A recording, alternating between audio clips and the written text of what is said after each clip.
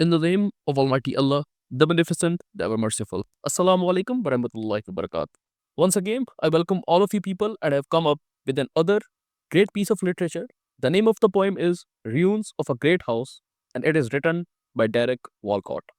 Now, before we proceed, मैं आप लोगों को याद करा देना चाहता हूँ that I always come up with such works जिनके बारे में ज़्यादा information इंटरनेट पे available नहीं होती and they are quite difficult to understand. I make those complex pieces of literature simple for you. I make them simple to understand for you people. Having said that, let's proceed with our work. All right.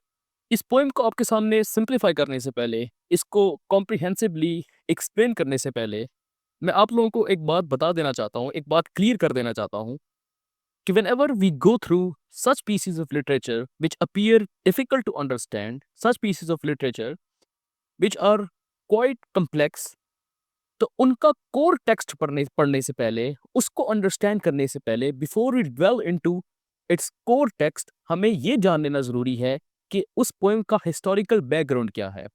उस poem का जो author है या फिर उस poem का जो writer है, उसका हिस्टोरिकल बैकग्राउंड क्या है? वो किस अप्रोच से उस पोएम को लिख रहा है?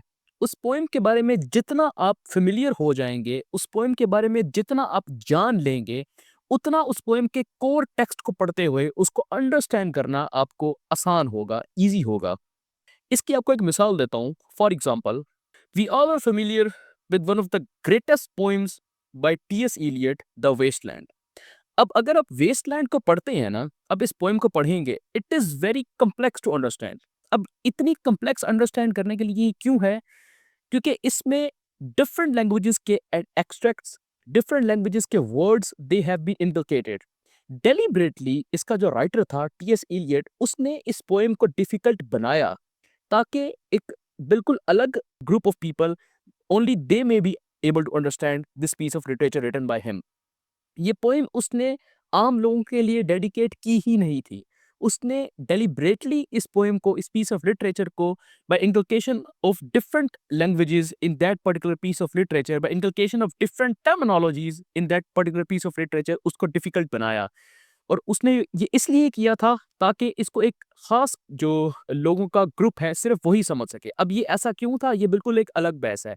लेकिन यहाँ पे ये बात बताने का मकसद ये है कि क्योंकि अब हमें हमें पता लग जाता है कि यार वेस्टलैंड जो एक पोएम है, ठीक है, इसके अंदर डिफरेंट लैंग्वेजेस के वर्ड्स हैं, तो हम जब उनसे गो थ्रू करते हैं, they these words they don't annoy us, ठीक है, वो हमें अनॉय नहीं करते, वो हमें परेशान नहीं करते, हमें इजीली समझ लग जाती है, हम फिल्टर कर पाते हैं कि yes these are the words of different languages, ठीक है, हमें एक डायरेक्शन मिल जाती है टू अंडरस्टैंड दोज वर्ड्स। और इस तरह से हम उस कोर टेक्स्ट को, उन टर्मिनोलॉजीज को जो इंकलकेट की होती है राइटर ने, उनको समझ पाते हैं और टेक्स्ट हमारे लिए सिंप्लीफाई से सिंप्लीफाई होता चला जाता है। All right, as long as this poem is concerned, अगर हम इस पोएम की बात करें तो इस पोएम में जो लिटरेरी डिवाइसेस यूज हुई हैं वो मेजरली 3 तरह की हैं। पहली लिटरेरी डिवाइस जो यहाँ पे आपका ऑथर, हमारा ऑथर जो यूज कर रहा है वो है मेटाफर। दूसरी लिटरेरी डिवाइस मेटोनिम है और तीसरी जो लिटरेरी डिवाइस मेजरली यूज हुई है इस पोएम में वो एलुजन है। अब इस हद तक तो हमने इस पोएम को जान लिया, इससे हम फ़ैमिलियर हो गए कि इस पोएम में 3 टाइप्स की लिटरेरी डिवाइसेस जो हैं वो यूज़ हुई हैं। अब अगर मज़ीद इस पोएम को हम डिग करें, मज़ीद हम इस पोएम से फ़ैमिलियर होना चाहें in order to ultimately simplify it और अंडरस्टैंड इट कॉम्प्रिहेंसिवली, तो हमें पता लगता है कि इस पोएम में राइटर ने डिफरेंट एक्सट्रैक्ट्स भी यूज़ किए हैं, just as the example I gave you earlier. अब वो एक्सट्रैक्ट जो हैं वो डिफरेंट इंग्लिश राइटर्स के लिटरेरी पीसेस में से उसने उठाए हैं। Now summarising this short discussion, हमें पता लगा अभी तक कि इस पोएम में राइटर ने 3 तरह के लिटरेरी डिवाइसेस यूज किए हैं, जिसमें मेटाफर्स हैं which are very common to understand, जिसमें मेटोनिम्स हैं और एलुजन्स हैं। और चौथे नंबर पे जो हमें बात पता लगी इस पोएम के मुतालिक, जो इसको अल्टीमेटली सिंप्लीफाई करेगी कि इस पोएम में डिफरेंट एक्सट्रैक्ट्स हैं डिफरेंट राइटर्स के।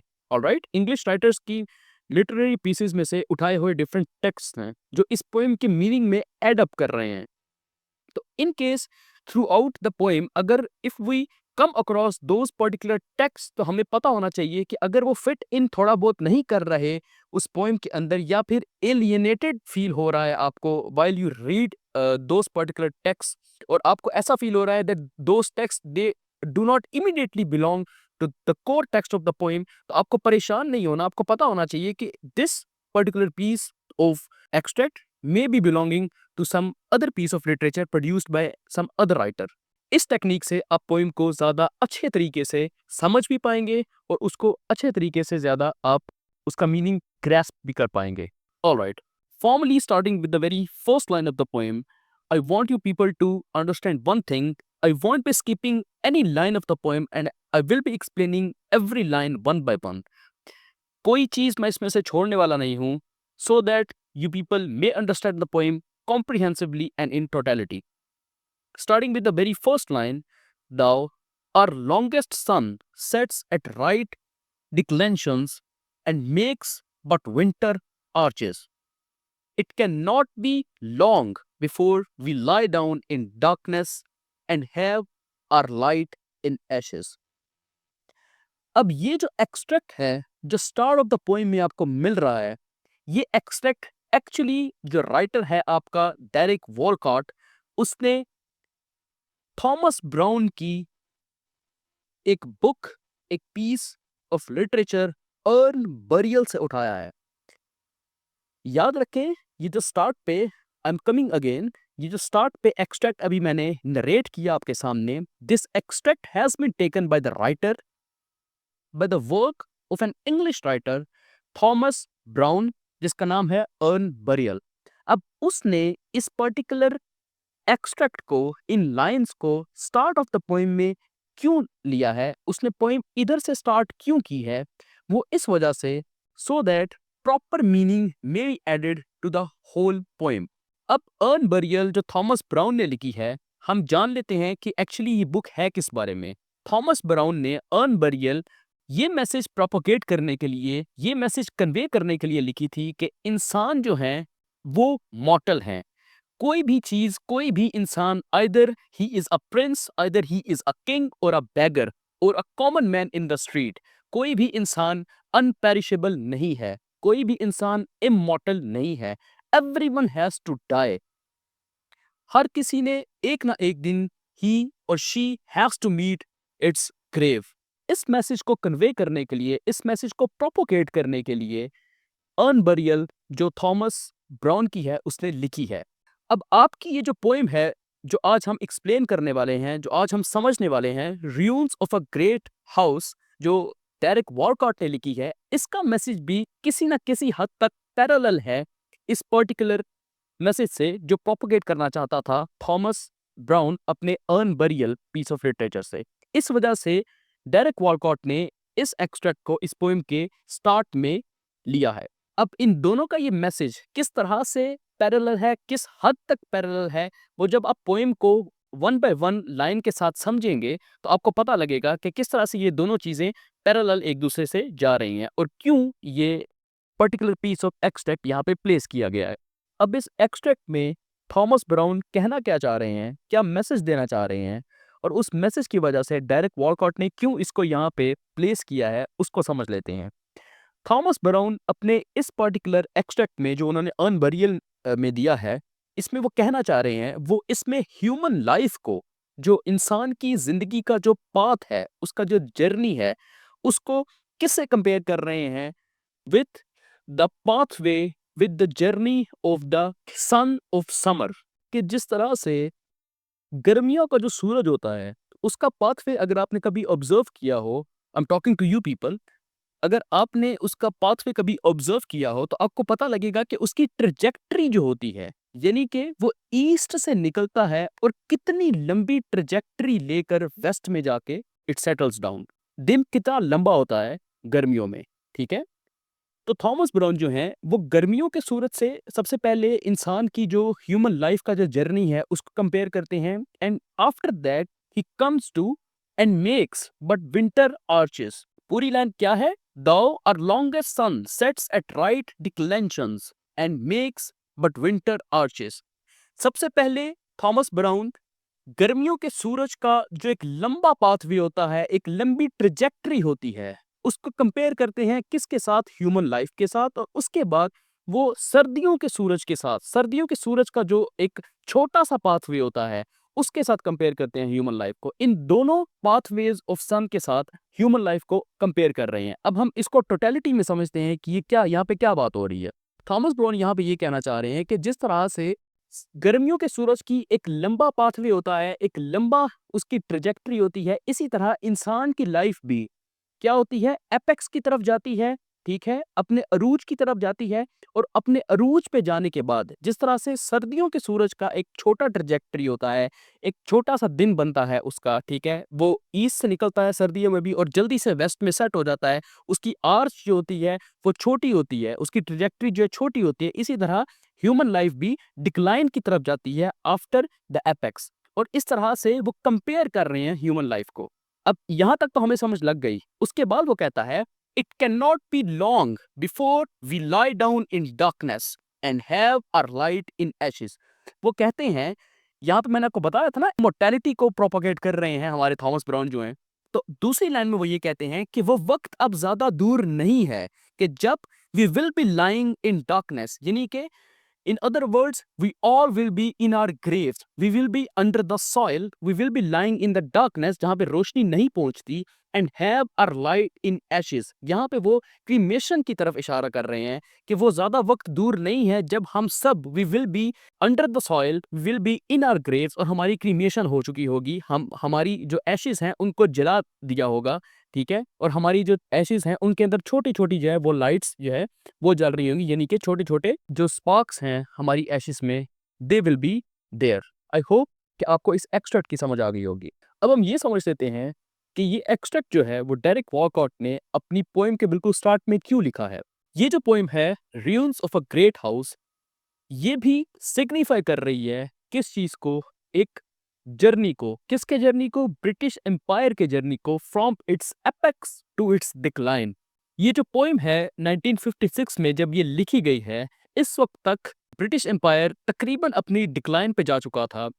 तकरीबन उसने अपनी काफ़ी ज़्यादा कॉलोनीज़ को अबैंडन कर दिया था। एक एग्ज़ाम्पल उसमें हम भी हैं कि जैसे कि हमारी जो कॉलोनी थी उसको 1947 में छोड़ के ब्रिटिश एम्पायर चली गई थी। इसी तरह से जितनी भी उनकी कॉलोनीज़ थी उन्होंने वन बाय वन उसको अबैंडन करना शुरू कर दिया था। अब अफ्रीका जो एक टाइम पे हमारी तरह उनकी कॉलोनी थी उसको भी वो अबैंडन करके 1956 तक तकरीबन जा चुके थे। कुछ उनके रिमेन्स वहाँ पे बाकी थे। बाकी they had abandoned that particular part of the world. और उसी चीज़ को सिग्निफाई कर रही है आपकी ये पूरी पोएम, ऑलराइट? और इसी वजह से क्योंकि ये जो एक्सट्रैक्ट है अर्न बरियल का, ये भी ह्यूमन लाइफ की मोर्टेलिटी को एक्सप्लेन करता है, ह्यूमन लाइफ की और बाकी सब चीज़ों की मोर्टेलिटी को एक्सप्लेन करता है कि कोई भी चीज़ परमानेंट नहीं होती। अगर किसी चीज़ का एपेक्स आया है तो उसका डिक्लाइन भी ज़रूर आएगा। इसी वजह से ये दोनों मैसेजेस जो ये पोएम दे रही है और ये जो एक्सट्रैक्ट दे रहा है, ये दोनों पैरेलल हैं। इस वजह से डेरिक वॉलकॉट ने इसको प्लेस किया in the start of the poem. All right, before we proceed further, हमें यहाँ पे एक और चीज़ समझना ज़रूरी है कि डेरिक वॉलकॉट ने इस पोएम को इस तरह से एक्सप्लेन किया है कि जिस तरह से वो एक बहुत बड़े घर जो कि अब तकरीबन रियून हो चुका है, उसके कुछ रिमेन्स वहाँ पे पड़े हुए हैं। एक जिस यहाँ पे जो बहुत बड़ा घर मैं यहाँ पे बोल रहा हूँ, ये एक्चुअली सिग्निफाई कर रहा है किसको? ब्रिटिश एम्पायर को। ऑलराइट, ये आपने यहाँ पे याद रखना है। तो डेरेक वॉलकॉट ने इसको एक्सप्लेन इस तरह से किया है जैसे कि वो बहुत बड़े घर के बिल्कुल सामने खड़े हुए हैं, ठीक है? और जैसे-जैसे वो इस घर के प्रेमिसेस में एंटर होंगे और जो-जो चीज़ वो वहाँ पे एक्सपीरियंस करेंगे, जो-जो चीज़ वो वहाँ पे देखेंगे, उसको वो साथ-साथ आप सबको एक्सप्लेन करते जाएँगे। ऑलराइट? एंट्रेंस, अब ये समझ लें स्टार्ट ऑफ द पोएम में वो एंट्रेंस पे खड़े हुए हैं और जब पोएम एंड होगी, ठीक है? तो वो उस घर के बिल्कुल आखिर पे पहुंच चुके होंगे और जो-जो वो चीज़ इस थ्रू आउट अपने जर्नी में देखेंगे, वो आपको एक्सप्लेन करते जाएँगे। यानी कि रेफरेंस पॉइंट ए जो कि स्टार्टिंग पॉइंट है, वो आपका है एंट्रेंस और रेफरेंस पॉइंट बी या फिर ज़ी जो कि एंडिंग पॉइंट है, ठीक है? वो आपका है एंड ऑफ द पोएम। और जो कुछ इन 2 रेफरेंस पॉइंट के दरमियान होगा, ठीक है? द ऑथर और the writer he has explained in this poem. Starting formally with the first line of the poem, stones only that this chapter member of this great house.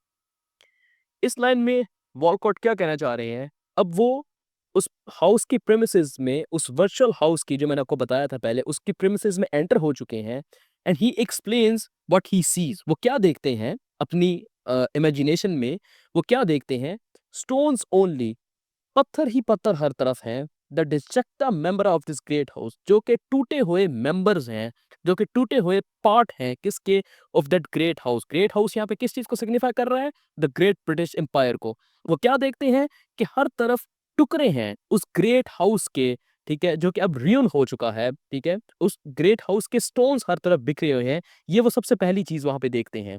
उसके बाद वो कहते हैं whose moth like girls are mixed with candle dust। जिस घर की moth like girls यानी कि परवाने नुमा लड़कियां, जिस घर की अब कैंडल डस्ट में, they are a part of candle dust.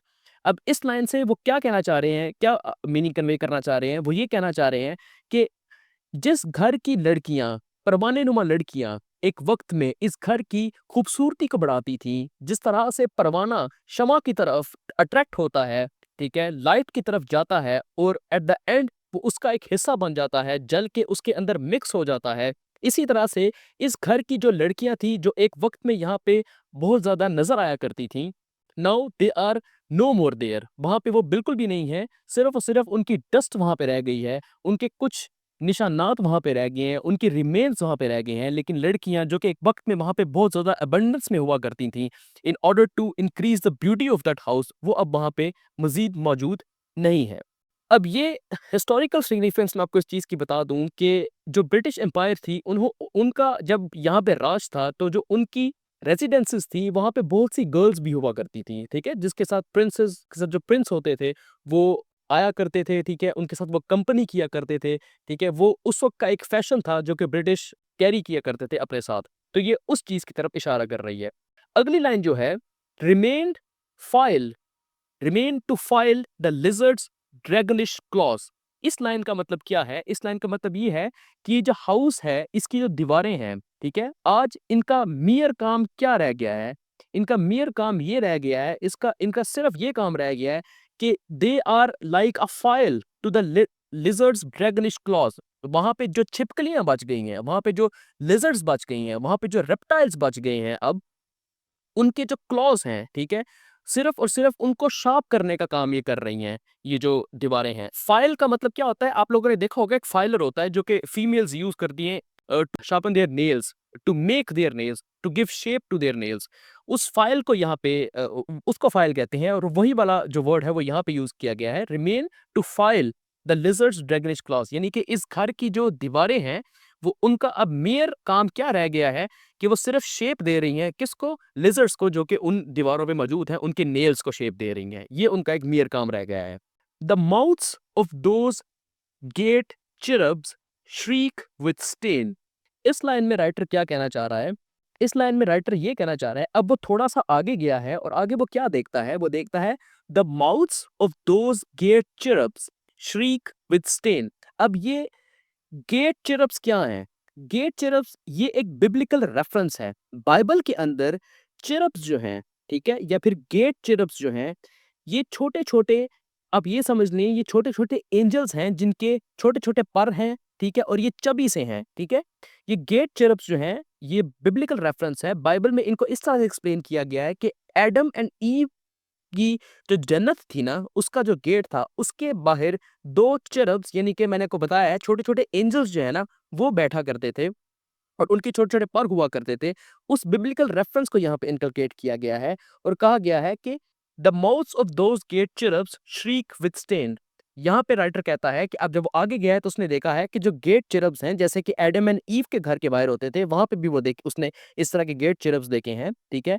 उनके जो फेसेस हैं, ठीक है, उनके ऊपर स्टेन्स लग चुके हैं, ठीक है। They are shrieking with the stains having on their faces, alright. वो चीख रहे हैं दागों से जो उनके मुंह पे मौजूद हैं, और वो जो दाग है किस चीज को सिग्निफाई कर रहे हैं, वो सिग्निफाई कर रहे हैं टाइम को, वो सिग्निफाई कर रहे हैं उनके पास्ट को, और वो कब से वहां पे, कितनी देर से वहां पे हैं, और उनको केयर करने वाला कोई नहीं है, उनको साफ करने वाला कोई नहीं है, ठीक है। वो इस चीज को वो स्टेन्स जो है वो इस चीज को सिग्निफाई कर रहे हैं। Moving forward, axle and coach wheel silted under the muck. Of cattle droppings.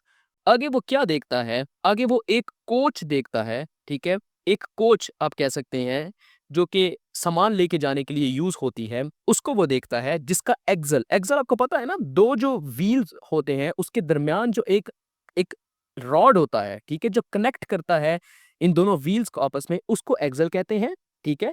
और वो देखता है कि आगे एक कोच है जिसका एक्सल और जिसके व्हील्स जो हैं they are सिल्टेड under the muck of cattle droppings, उनके अंदर कैटल ड्रॉपिंग्स जो है ना वो फंस चुका है, उसके एक्सल में भी और उसके व्हील्स में भी। ये चीज भी किस चीज को सिग्निफाई कर रही है, ये सिग्निफाई कर रही है क्रुएलिटी ऑफ टाइम को, यानी कि कितनी देर से वहां पे वो कोच खड़ा हुआ है, ठीक है, यानी कि वो जो एक कार्ट टाइप आप कह लें उसने देखा है, वो वहां पे खड़ा हुआ है और उसकी एक्सल में और उसके व्हील में, यानी कि जो उसके मूविंग पार्ट्स हैं उसके अंदर कैटल ड्रॉपिंग्स जो है वो फंस चुकी हैं वहां पे, ठीक है, वो जैम हो चुका है वहां पे खड़ा खड़ा काफी देर से, क्योंकि वहां पे खड़ा है। और आपको पता है कि जब ही कोई कार्ट, कोई कोच जो है उसकी लुक आफ्टर नहीं की जाए तो उसके जो मूविंग पार्ट्स होते हैं, यहाँ पे जैसे इसके मूविंग पार्ट्स व्हील और उसका एक्सल है, ठीक है, वो जैम हो जाते हैं। ये भी इस चीज को सिग्निफाई कर रहा है कि काफी देर से उस घर की, उस ग्रेट एम्पायर की किसी ने केयर नहीं की और उसके र्यून्स बस वहां पे बच गए हैं। उसके बाद जब वो आगे फर्दर प्रोसीड करता है तो वो क्या देखता है, three crows flap for the trees and settle creaking the eucalyptus बोज।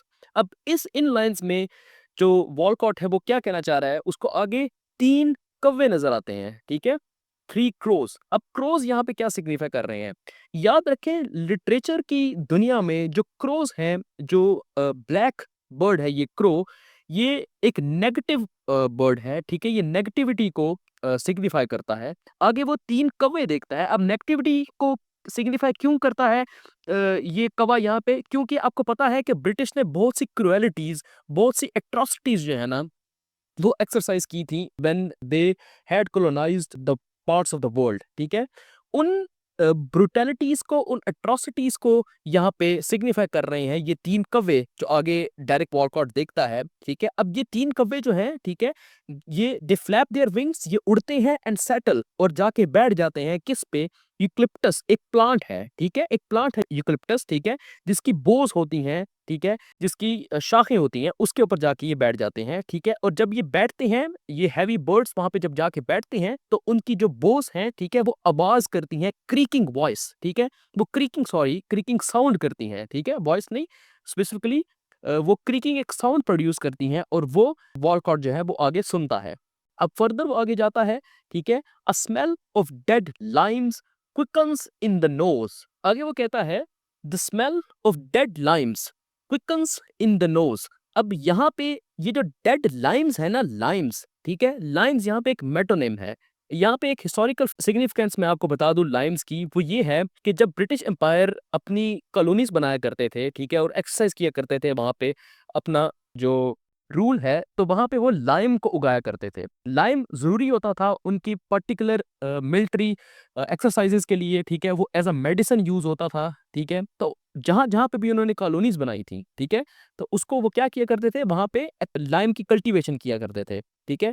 आगे ये जाता है तो उसको उन्हीं लाइम्स की जो कि वो जब वहां पे होते थे, मौजूद होते थे, तो उसको वो कल्टीवेट किया करते थे, उसकी स्मेल आती है उसकी नोज में उसको, ठीक है। यहाँ पे ये एक मेटोनिम है, एक मेटोनिम उसने यूज किया है। अच्छा, एज वी प्रोसीड मैं आपको ये बता दूं कि मेटोनिम होता क्या है। मेटोनिम एक लिटरेरी डिवाइस है, ठीक है। इसमें अब ये करते हैं कि किसी चीज की तरफ आप इशारा करके, किसी चीज को इंडिकेट करके अब किसी की तरफ जो है ना वो रेफर कर रहे होते हैं। फॉर एग्जांपल, जैसे अगर मैंने अमेरिकन प्रेसिडेंट को अपनी डिस्कशन में इंक्लूड करना है, ठीक है, तो मैं डायरेक्टली मैं नहीं कहूंगा मिस्टर बुश और whoever the president is right now, और जो भी जिस टाइम पीरियड में भी मैं बोल रहा हूँ, उसके बजाय मैं कहूंगा that White House takes this particular thing very seriously. तो यहाँ पे जो व्हाइट हाउस है वो मेटोनिम होगा।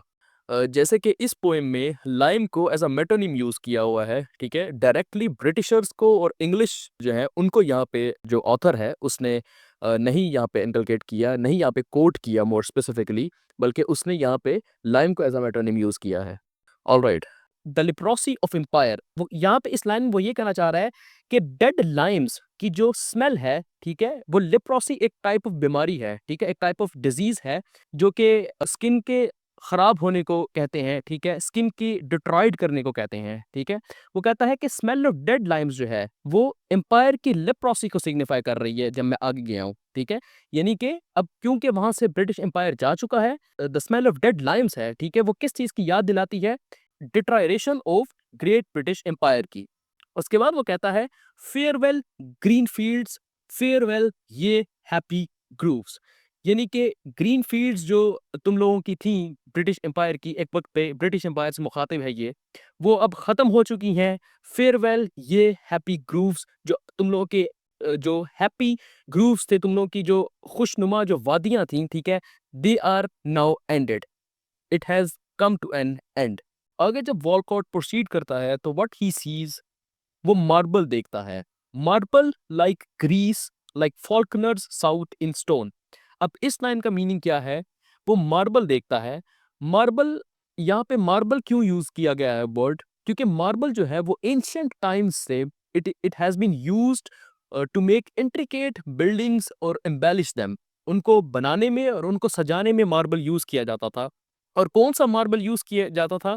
जो ब्रिटिशर्स थे, जो यूरोपियंस थे, वो ग्रीस के मार्बल को यूज किया करते थे from very ancient times to build embellish buildings and intricate buildings. इसी वजह से यहाँ पे मार्बल का वर्ड यूज किया गया है कि एक वक्त में जो मार्बल एक इस ग्रेट हाउस को बनाने में यूज किया गया था, जो कि सिग्निफाई कर रहा है ब्रिटिश एम्पायर को, वो अब यहाँ पे पड़ा हुआ डिट्रॉइट कर रहा है, ठीक है, डिक्लाइन को पे पहुंच चुका है अपने, ठीक है। इस वजह से ये वर्ड यहाँ पे यूज हुआ हुआ है, ठीक है। और ग्रीस का क्यों? क्योंकि ब्रिटिशर्स आए हुए थे, तो ब्रिटिशर्स, मैंने आपको बताया कि यूरोपियंस जो है ना वो यूज करते थे कौन सा मार्बल? ग्रीस का मार्बल, एंशियंट टाइम से बहुत अच्छा होता है वो मार्बल, ठीक है। आगे कहता है like Faulkner's south in stone. अब ये क्या बला है? यहाँ पे ये वर्ड क्यों इनकलकेट किया हुआ है? वो इसलिए किया हुआ है कि जो फॉल्कनर है ना, ये एक राइटर था जो कि पैदा हुआ था यूरोप में और उसके बाद ही माइग्रेटेड टू अमेरिका। उसने कुछ वक्त वहां पे गुजारा। इसके जो इमोशंस थे, ठीक है, they are very parallel to the emotions of the writer Derek Walcott. ये इसके भी इमोशंस जो थे वो एम्बिवेलेंट थे। इसके भी इमोशंस जो थे वो मिक्सचर थे, किस चीज की? हेट्रेट के और लव के। जिसका डेरिक वॉलकॉट भी बहुत ज्यादा इंक्लाइंड था टुवर्ड्स इंग्लिश लैंग्वेज, ठीक है, लेकिन इसके जो इमोशंस थे ये बहुत ज्यादा कोल्ड भी थे टुवर्ड्स द ब्रिटिशर्स, क्योंकि उन्होंने एट्रोसिटीज और क्रुएलिटीज़ जो है ना एक्सरसाइज की थी इसके इन नेटिव्स के ऊपर। इसके जो घर है, इसके जो ब्लैक्स जो लोग थे, इसके घर वाले जो थे उनके ऊपर, ठीक है, इनके इसके जो नेटिव लोग थे उनके ऊपर। क्योंकि इन दोनों के इमोशंस थे एक दूसरे के पैरेलल थे, इस वजह से इसने आउट ऑफ नोवेयर ये जो नाम है उठा के इसको यहाँ पे इनकलकेट कर दिया है। उसके बाद राइटर जो है वो आगे प्रोसीड करता है and he says deciduous beauty prospered and is gone. यहाँ पे डिसीडियस का मतलब ये है पेरिश हो जाने वाली ब्यूटी। डिसीडियस एक्चुअली उन प्लांट्स को कहते हैं जिनके जो लीव्स होते हैं, जिनके जो फ्रूट्स होते हैं, वो at the end of the weather वो खत्म हो जाते हैं, वो शेड हो जाते हैं। इस वजह से उसने यहाँ पे डिसीडियस ब्यूटी का वर्ड यूज किया है, यानी कि खत्म हो जाने वाली ब्यूटी। प्रॉस्पर्ड, एक वक्त में प्रॉस्पर की एंड इज गॉन, और अब जा चुकी है, ठीक है।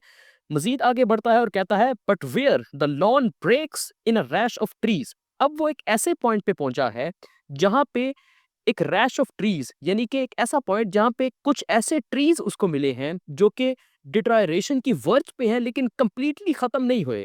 आपको पता है र्यून जो होते हैं, र्यून्स जो होते हैं, उसका लिटल मीनिंग क्या होता है? उसका मीनिंग ये होता है कि ऐसे रिमेन्स जो कि पूरी तरह से खत्म नहीं हुए, पूरी तरह से डिकम्पोज या फिर डिट्रॉयड नहीं हुए, उसका कुछ हिस्सा अभी भी है और कुछ हिस्सा डिट्रॉयड कर चुका है। और यही टाइटल है आप हमारी पोएम का, र्यून्स ऑफ अ ग्रेट हाउस। यानी कि इस प्रेमिसेस में जिसमें राइटर दाखिल हुआ है, इसमें कुछ हिस्सों पे उसको रिमेन्स मिलेंगे, ठीक है, जो कि समहाउ गुड, अच्छी हालत में है, और कुछ हिस्सों में बिल्कुल उसको खत्म हुए डिकम्पोज्ड पार्ट्स मिलेंगे उस हाउस के।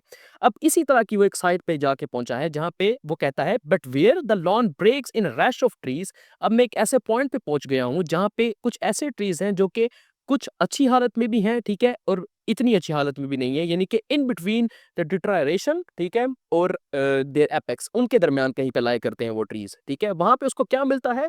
अ spade below dead leaves will ring the bone. वहां पे वो कहता है कि एक स्पेड मुझे जो है ना वो मिला है, ठीक है, जो कि लीव्स, डेड लीव्स के अंदर बरी हुआ है, उसके ऊपर रेड लीव्स, डेड लीव्स का जो है एक कारपेट सा है, ठीक है, विल रिंग द बोन, ठीक है। of some dead animal or human thing fallen from evil days from evil times। यहाँ पे वो क्या कह रहा है, इस होल सेंटेंजा का टोटलिटी में क्या मतलब है, उसका मतलब ये है कि अब वो एक ऐसे पॉइंट पे पहुंचा है जहां पे आपको मैंने बताया है कि इन बिटवीन डिटरेशन और अच्छी हालत के दरमियान में कुछ ट्रीज हैं, उसके नीचे उसको एक स्पेड मिला है, ठीक है, जो कि रिंग कर रहा है, जो कि टकरा रहा है किसके साथ, एक बोन के साथ। वो बोन किसकी है, वो बोन है एक डेड एनिमल की या फिर ह्यूमन की, ठीक है।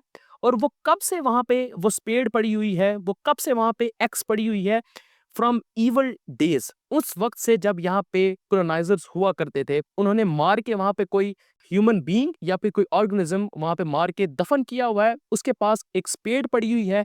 और जब ये राइटर उस पर्टिकुलर साइट पे पहुंचा है, इसका पाँव उस पेड़ के साथ, उस एक्स के साथ लगा है, और वो एक्स जो है वो जाके टकराई है किसके साथ, एक ह्यूमन स्केल्टन के साथ या फिर एक ऑर्गेनिज्म के स्केल्टन के साथ, जिसको इवल डेज से मार के वहां पे दफन किया हुआ था। और एक साउंड आई है, कौन सी साउंड आई है, रिंग, एक रिंग की साउंड आई है। आपको पता है ना कि जब कोई हार्ड चीज हमारी हड्डी के साथ, ठीक है, या फिर इस तरह के किसी सख्त मटेरियल के साथ कोई लोहे की चीज जब स्ट्राइक करती है तो एक खास किस्म की साउंड आती है। उस साउंड को यहाँ पे वो एक्सप्लेन करने की कोशिश कर रहा है, ठीक है। अब आपको समझ में आ गया होगा कि इस इन पूरी कपल ऑफ लाइंस का मतलब क्या है। The cities beauty prospered and is gone, but where the lawn breaks in a rash of trees, a spade below dead leaves will ring the bone of some dead animal or human thing fallen from evil days, from evil times। इसके बाद Walcott आगे proceed करता है, and what he seize, और आगे वो क्या लिखता है, it seems that the original crops were Lyme's. अब पीछे उसने बात की थी that he was smelling lime, वो इस बात का गुमान कर रहा था कि जो डिस्ट्रॉयड क्रॉप्स थी, ठीक है, ये लाइम थी। और मैंने आपको बताया था लाइम यहाँ पे इसका क्या सिग्निफिकेंस है, वो यहाँ पे क्यों प्लेस किया गया है, क्योंकि वो यहाँ पे एज अ मेटोनिम यूज किया गया है, ठीक है। और लाइम को किस तरह से जो ब्रिटिश आर्मी थी वो यूज करती थी अपने लिए एज अ मेडिसन, ठीक है, क्योंकि उनको वो हेल्प आउट करती थी किसमें, अपनी वॉरफेयर्स में। और यहाँ पे इस पर्टिकुलर लाइन तक आके राइटर जो है ना इस चीज को कंफर्म कर देता है कि जो चीज उसने वहां पे एक गुमान किया था कि उसको एक लाइम की स्मेल आ रही है, इधर आके वो उसको कंफर्म करता है that it seems that the original crops were lime grown in that silt that clogs the reverse skirt. और वो जो लाइम क्रॉप्स हैं वो कहता है वो कहाँ उगी हुई हैं, वो उगी हुई है सिल्ट में। सिल्ट क्या होता है, आपको पता है, जो रिवर होता है ना, ठीक है, ओशन और रिवर में क्या फर्क होता है, रिवर के नीचे जो मट्टी होती है ना उसको हम सिल्ट कहते हैं, और वो जो सिल्ट होती है it is very much fertile in nature, उसमें बहुत से न्यूट्रिएंट्स होते हैं, ठीक है। और जब रिवर सूख जाता है, ठीक है, जब पानी सारा ड्राई हो जाता है, तो वो जो सिल्ट, वो जो मट्टी होती है पानी के नीचे, वो आहिस्ता आहिस्ता किनारे के ऊपर जमना शुरू हो जाती है, ठीक है। क्योंकि वो प्लेस एक अबेंडेंट प्लेस है, वहां पे there are the trades, there are the reflections of decline at that place, और वो पानी सूख चुका है। और अब वो जो सिल्ट है, ठीक है, वो उस रिवर के किनारे पे आ गई है, उसके एज पे आ गई है, और उसके अंदर वो लाइम जो है ना वो थोड़ी थोड़ी उगी हुई है। वो यहाँ पे ये बात कर रहा है, grown in that silt that clog the reverse skirt, skirt होता है एज, किनारा। The imperious racks are gone, there bright girls gone. Imperious racks से यहाँ पे मतलब है एरोगेंट ड्यूक्स, ठीक है। वो जो एरोगेंट ड्यूक्स थे, एरोगेंट जो राजे थे, जो एरोगेंट प्रिंस थे, those who used to walk around in the state, उस जगह के ऊपर, उस पर्टिकुलर मेंशन में जो गर्ल्स के साथ घूमा करते थे, नाउ दे आर गॉन। उनकी ब्राइट गर्ल्स जो थी, उनकी जो क्लियर कंप्लेक्शन वाली गर्ल्स थी, they are also all gone, everything has ended और is near to end. Alright, यहाँ पे ये कहना चाह रहा है आपका जो पोइट है। इससे आगे जब पोइट प्रोसीड करता है तो लिखता है, द रिवर फ्लोज ऑब्लिटरेटिंग हर्ट, यानी कि जितना पानी उस रिवर में अब बच गया है थोड़ा बहुत, इट इज फ्लोइंग, और जैसे जैसे वो फ्लो करता है अकॉर्डिंग टू द राइटर, उसके अंदर जो हर्ट के, उसके अंदर जो दुख के, उसके अंदर जो डिप्रेशन के जो वूंड्स हैं, जो उसके अंदर सेंटिमेंट्स हैं, उसको वाइप आउट करता जा रहा है that flow of that river. यहाँ पे राइटर अपनी एम्बिवेलेंस जो है उसको रिफ्लेक्ट कर रहा है। इस पर्टिकुलर पॉइंट पे वो ये कहना चाह रहा है कि despite Yes, there were many atrocities and many cruelties which were exercised by the British Empire. लेकिन अब वक्त बीत चुका है, वक्त गुजर चुका है. The empire has gone, it has declined. ठीक है, they have abandoned this particular place. और अब वो वक्त आ गया है कि वक्त के साथ साथ चीजें somehow कुछ ना कुछ हील हो रही हैं. इस पर्टिकुलर लाइन से वो ये रिफ्लेक्ट करना चाह रहा है. फर्दर लाइंस हैं जो पोइम की, यहाँ पे जो मैंने आपको नैरेटिव बताया है, जो मैंने अपना आपको परसेप्शन बताया है कि ये राइटर जो है वो इटसेल्फ इस प्रेमिसेस में दाखिल हो रहा है और उसके बाद हर एक्सपीरियंस को with the passage of time आप लोगों को एक्सप्लेन करता जा रहा है. ये पर्टिकुलर जो लाइंस है ना, मेरे इस नैरेटिव को, मेरे इस परसेप्शन को सब्सटेंशिएट करेंगी. वो कैसे, आपको पता लगेगा. यहाँ पे इस लाइन में राइटर ने पर्सनल प्रोनाउन यूज किया है. ठीक है, फर्स्ट पर्सनल प्रोनाउन यूज किया है. यहाँ पे वो कहता है आई climbed a wall with the grill iron work. यहाँ से पता लगता है कि ये जो राइटर है, ये जो पोइट है, he himself is experiencing all these things. और वो आपको पीछे भी और आगे भी एक्सप्लेन करता जा रहा है कि वो क्या कुछ देख रहा है, क्योंकि यहाँ पे उसने फर्स्ट पर्सनल प्रोनाउन यूज किया जो कि आई है. अब हम देखते हैं इन लाइंस को कि इस लाइंस में आगे जो पोइट है वो क्या कह रहा है. He says I climbed a wall with the grill iron work. वो कहता है कि मैंने एक वॉल जो है उसको क्लाइम किया है जिसमें आयरन वर्क का एक ग्रिल एम्बेडेड है. आयरन वर्क का एक ग्रिल एम्बेडेड है एक दीवार में, उसको मैंने क्लाइम किया है. और यहाँ पे वो आई यूज कर रहा है, फर्स्ट पर्सनल प्रोनाउन यूज कर रहा है. ठीक है, जैसे कि मैंने आपको बताया है कि वो ये किस नैरेटिव को सब्सटेंशिएट कर रहा है, usage of I. Of exiled craftsman protecting that great house. और वो जो आयरन वर्क है, वो जो ग्रिल है आयरन की, वो क्राफ्ट्समैनशिप है किस चीज की, क्राफ्ट्समैन की, एग्जाइल्ड क्राफ्ट्समैन की, जो कि जा चुके हैं, निकाले जा चुके हैं यहाँ से. उन क्राफ्ट्समैन की क्राफ्ट्समैनशिप है वो आयरन वर्क जो है. ठीक है, और वो क्या कर रहा है आयरन वर्क, वो प्रोटेक्ट कर रहा है. वो दीवार के अंदर जो जंगला है लोहे का, वो प्रोटेक्ट कर रहा है किसको, दैट ग्रेट हाउस. ठीक है, यानी कि when the Britishers used to be here, according to the poet, when they used to be here where the poet is at that particular time, उन लोगों ने अपने इस ग्रेट हाउस, इस ग्रेट मेंशन को प्रोटेक्ट करने के लिए इस आयरन वर्क का यूज किया था, इस ग्रिल का यूज किया था. From guilt, perhaps, but not from the worm's rent, nor from the padded calibre of the mouse. आगे वो बताता है उन्होंने किससे अपने आप को प्रोटेक्ट करके रखा, फ्रॉम गिल्ट परहैप्स, किसके गिल्ट से, जो उन्होंने एट्रोसिटीज, जो उन्होंने क्रुएलिटीज एक्सरसाइज की, उसके गिल्ट से. तो उस आयरन वर्क ने, उस जंगले ने उनको फॉर द टाइम बीइंग बचा लिया. लेकिन जो वक्त का और नेचर का जो एक डंडा है, ठीक है, जो वक्त का और नेचर का जो एक कानून है, उससे वो उनके इस ग्रेट मेंशन को नहीं बचा सके. But not from worms rent, यानी कि जो वॉर्म्स और कीड़े वहां पे अब पड़ गए हैं, उनसे ये जंगला उनको नहीं बचा सका. यानी कि डिक्लाइन से वो जंगला उनको नहीं बचा सका, पेरिश होने से वो जंगला उनको नहीं बचा सका. Not from padded Calvary of mouse, और ना ही उन चूहों की फौज से बचा सका जो कि वक्त के साथ अब उस पर्टिकुलर दीवार को खा रही है, उस पर्टिकुलर मेंशन को खा रही है. ठीक है, यहाँ पे पोइट ये प्रोपगेट करना चाह रहा है. And when a wind Shuk in the Lyme's I heard. आगे कहता है कि आगे जब मैं ये दीवार मैंने क्लाइम कर ली, उसके बाद एक तेज हवा का झोंका आया. And when a wind Shuk in the Lyme's I heard, जब एक तेज हवा के झोंके ने उन लाइम क्रॉप्स को, जो जो कि वो रिवर के पास देख के आया था, उसके साथ एक तेज हवा का झोंका जब टकराया, आई हर्ड, मैंने सुना, what Kipling heard, the death of a great empire, the abuse of ignorance bye Bible and bye sword. यहाँ पे बहुत ही सिग्निफिकेंट ये लाइन है.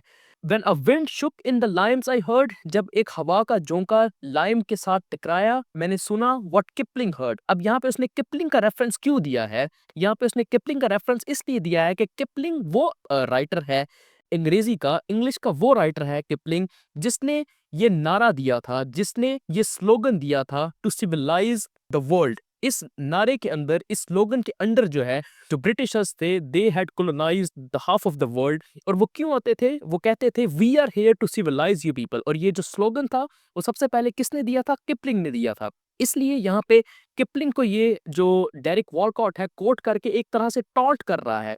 I heard what Kipling heard, the death of a great empire.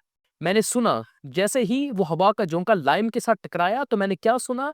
Death of a great empire मैंने सुना। और वो किसको टॉन्ट कर रहा है यहाँ पे? किपलिंग को। व्हाट किपलिंग हर्ड, यानी कि किपलिंग जो कि कहा करता था कि हम आपको सिविलाइज करने आए हैं, we are very great, we are very supreme, ठीक है। और according to him great British empire was unperishable, ठीक है। आज वो जो उसकी एम्पायर है उसकी डेथ मेरे सामने है, ठीक है।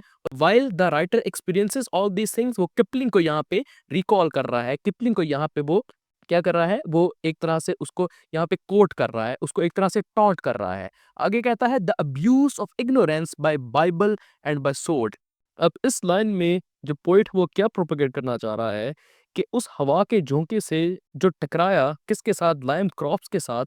जहाँ पे मुझे ये फील हुआ कि जो किपलिंग था उसको देखना चाहिए कि किस तरह से एक ग्रेट एम्पायर की डेथ हुई है। वहाँ पे मुझे ये भी फ़ील हुआ कि किस तरह से इन लोगों ने in the name of civilisation और इस स्लोगन के अंडर बाइबल को यूज़ करके, बाइबल को एक्सप्लॉइट करके इन अ रॉन्ग वे और सोर्ड के ज़रिए और तलवार के ज़रिए पूरी दुनिया में इग्नोरेंस जो है उसको प्रिवेल किया है, उसको फैलाया है। उसके बाद आगे बढ़ते हुए पोएट कहता है a green lawn broken by low walls of stone dipped to the rivulet and pacing I thought next। अब आगे जब पोइट प्रोसीड कर रहा है, बढ़ रहा है उस प्रेमिसेस में, उस मेंशन की, तो वो क्या देखता है? एक ग्रीन लॉन को देखता है जो कि सराउंडेड है किससे? लो वॉल्स ऑफ स्टोन से। और जो लो वॉल्स ऑफ स्टोन है they are dipped into the rivulet, वो एक छोटे दरिया में उसके अंदर आधी आधी डिप हुई हुई है। एंड पेसिंग, और मैं अब आगे तेजी से पढ़ता हूँ। आई थॉट नेक्स्ट, तेजी से बढ़ते हुए मैं अगली मेरी जो सोच है वो ये आती है मुझे, of main like Hawkins, Walter and Drake. अब जब मैं तेजी से आगे बढ़ रहा हूँ इस पर्टिकुलर लॉन से होते हुए जो कि सराउंडेड है लो वॉल्स ऑफ स्टोन से, और जो वॉल्स जिसकी बात कर रहा है वो डिप्ट हैं किसमें? एक छोटे रिव्यूलेट में। वो सोचता है of main like Hawkins, Walter relay and Drake. अब यहाँ पे इन तीन बंदों को उसने रिकॉल किया है। इसमें से हॉकिंस और ड्रेक जो है, ड्रेक जो था वो किस पे जाया करता था? वो समुद्री एक्सपेडिशंस पे जाया करता था, ठीक है। जो ड्रेक है वो एक तरह का पायरेट था, ठीक है, जिसको ब्रिटिश एम्पायर ने डेडिकेट किया हुआ था किन चीज़ों के लिए? वाटर एक्सपीडिशंस के लिए उसको डेडिकेट किया हुआ था। अब यहाँ पे वो इन तीन नामों को रिकॉल क्यों करता है वो अगली लाइन में आपको बता रहा है। Ancestral murderers and poets more perplexed. यहाँ पे वो कहता है कि देखें, जैसे कि उसने रिकॉल किया हॉकिंस, वॉल्टर और ड्रेक को। अब ड्रेक और हॉकिंस जो है दे आर मर्डरर्स, ठीक है, दे आर पायरेट्स। और जो वॉल्टर है, ठीक है, वो क्या है? वो एक पोएट है। आगे वो बताता है लाइन में कि ये कैसी कौम है, ये कैसी एक नेशन है जिनके इंसेस्टर्स में मर्डरर्स भी हैं जैसा कि ड्रेक और हॉकिंस, और इसी नेशन ने प्रोड्यूस किए हैं बहुत से पोएट्स भी जैसा कि वॉल्टर, ठीक है। और ये बहुत ही परप्लेक्स्ड किस्म की, बहुत ही कम्प्लेक्स किस्म की जो है ये एक नेशन है। आगे वो कहता है the world's green as then was rotting lime, कि उस वक्त की जो दुनिया की ग्रीन एज थी, यानी कि उस वक्त जो ब्रिटिश एम्पायर अपने अरूज पर था, ठीक है। एक, अब जिसको कह सकते हैं इन्वर्टेड कोमास में यहाँ पे ग्रीन एज यूज कर रहा है, एक तरह से टॉन्ट कर रहा है कि उस वक्त की जो ग्रीन एज थी वो एक्चुअली रॉटिंग लाइम था। यानी कि वो एक्चुअली क्या था? लाइम, आपको मैंने बताया ना यहाँ पे एक मेटोनिम है जो कि डिनोट करता है ब्रिटिश एम्पायर को, ठीक है। वो एक्चुअली क्या था? एक रॉटिंग लाइम की तरह था, यानी कि वो एक सड़ी हुई एक्चुअली एक एम्पायर थी, ठीक है। वो एक डिट्रॉइंग एम्पायर थी जो कि डिट्रायरेशन के ऊपर थी, ठीक है। एक्चुअली वो बिल्कुल जिसको कह सकते हैं आप एक गिरी हुई एम्पायर थी जो एट्रोसिटीज और क्रूरल्टीज को एक्सरसाइज कर रही थी राउंड द वर्ल्ड।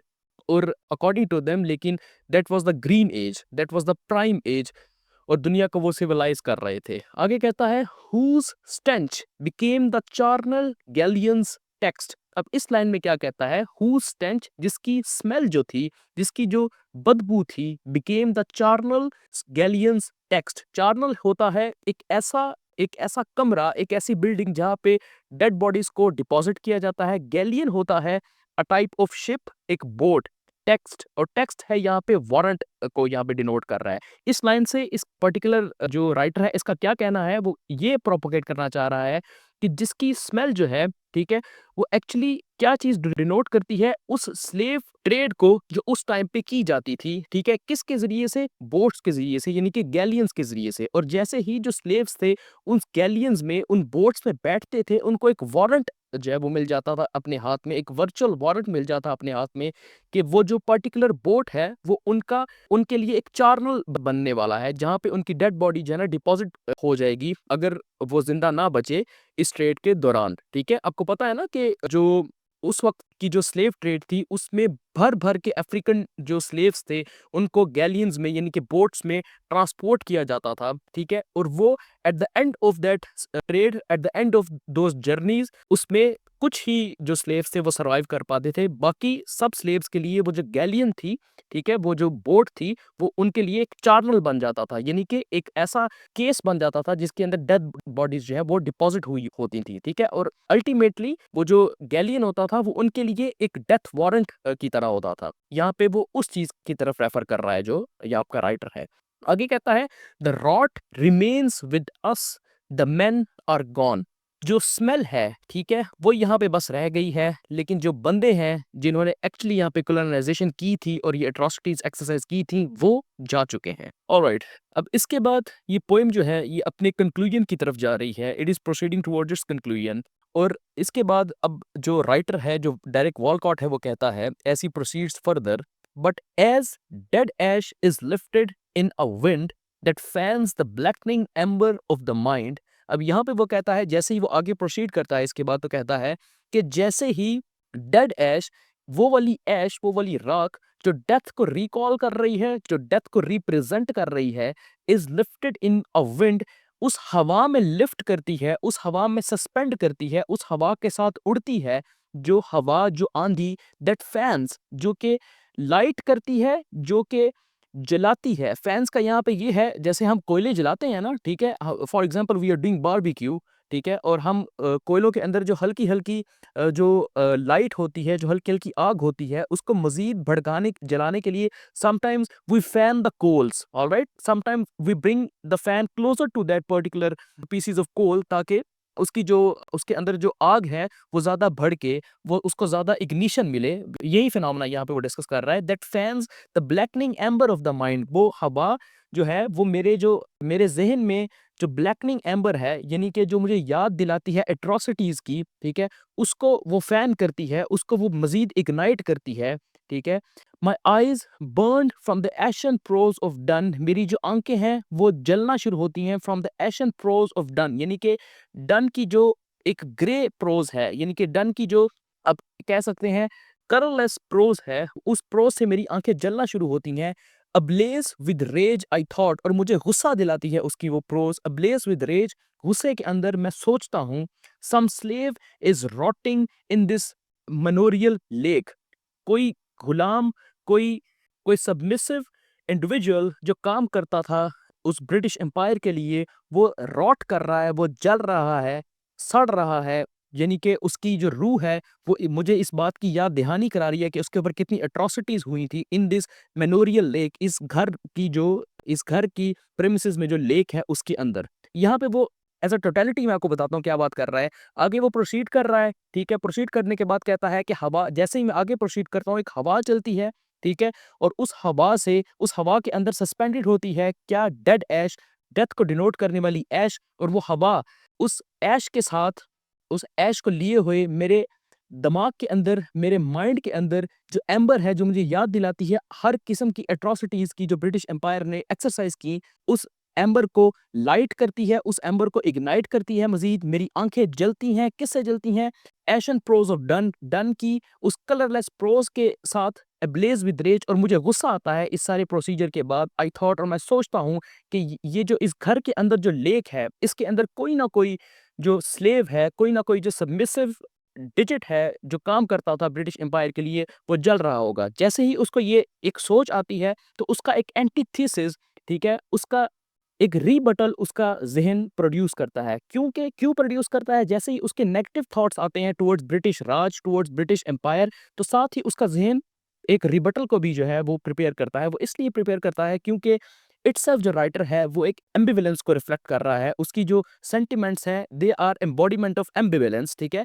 वो उसको थोड़ा बहुत इंक्लाइंड भी है towards English, towards the British हो, तो उसका एक एंटीथेसिस उसका दिमाग उसको देता है, उसका एक रिबटल उसका दिमाग उसको देता है, और आगे वो कहता है but still the coal of my compassion fought, मेरा जो कंपैशन था ब्रिटिश के लिए वो आगे आया। That Albion to was, Albion England का पुराना नाम था, और उसने मुझे समझाया कि एल्बियन जो कि इंग्लैंड है, टू वॉज एक वक्त था जब वो भी हमारी तरह एक कॉलोनी हुआ करता था, किसकी, रोम की। That Albion to was a colony like hours, part of the continent, piece of the main. और उस रिबटल ने मुझे समझाया कि अगर चलो उन्होंने हमारे ऊपर एट्रोसिटीज सारी एक्सरसाइज की, लेकिन मुझे ये चीज़ याद रखनी चाहिए कि एल्बियन यानी कि जो इंग्लैंड है वो भी तो एक वक्त में रोम की कॉलोनी हुआ करता था। तो फिर क्या हुआ कि उन्होंने भी हमारे साथ वही सलूक किया जो उनके साथ किसी एक वक्त में हो चुका था। इंसान ऐसा कर जाता है, इंसान ऐसा एक्सरसाइज कर देता है, जो उसके साथ जैसा हुआ होता है उसी तरह से वो फ्यूचर में किसी के साथ भी कर जाता है। ये एक रिबटल उसके दिमाग ने उसको दिया। क्यों? क्योंकि the particular writer, the particular poet, the particular scholar, he reflects the sentiments of ambivalence. All right. अब आ जाते हैं बिल्कुल लास्ट लाइन्स की एक्सप्लेनेशन की तरफ इस पर्टिकुलर पीस ऑफ लिटरेचर की, जो स्टार्ट होती हैं नूक शॉटन रूक ओर ब्लोन। अब इन वर्ड्स का क्या मतलब है?